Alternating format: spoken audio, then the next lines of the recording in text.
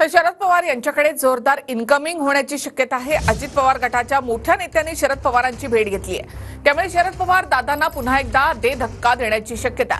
पवार भाजपला देखील धक्का देण्याच्या तयारीत आहेत।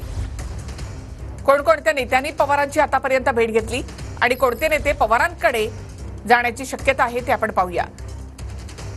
शरद पवारांकडे आता जोरदार सध्या इन्कमिंग सुरू आहे। त्यामध्ये दादांचा एक आमदार आणि दोन मोठे नेते शरद पवार यांच्या संपर्कात। भाजपचे शिवाजीराव पाटील पवार गटामध्ये प्रवेश करण्याची शक्यता।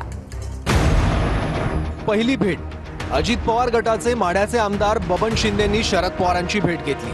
बबन शिंदेंचा 2 ऑक्टोबरला पवार गटात प्रवेश होऊ शकतो अशी सूत्रांची माहिती आहे। आमचे सगळ्यांचे 5 दशकाचे ऋणानं बंद आहे आणि अर्थातच विजयदादा शिंदे साहेब आणि आदरणीय पवार साहेब आमच्या तिन्ही कुटुंबाचे अतिशय प्रेमाचे अनेक वर्षाचे संबंध आहेत।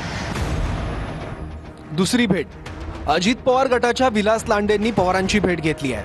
विलास लांडे भोसरीतून विधानसभा लढण्यास इच्छुक आहेत।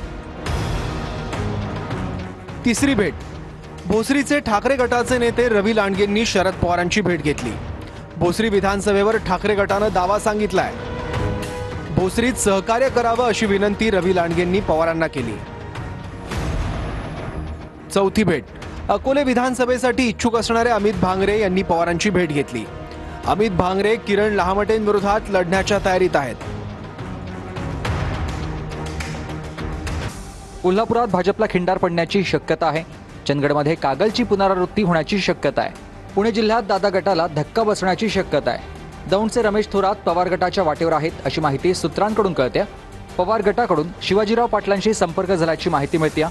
शिवाजीराव पाटील हे पवार गटात प्रवेश करण्याची शक्यता आहे। रमेश थोरातांकडून गाठीभेटी आणि बैठकांना सुरुवात झाली आहे। रमेश थोरात लवकरच अजित पवारांशी चर्चा करणार आहेत।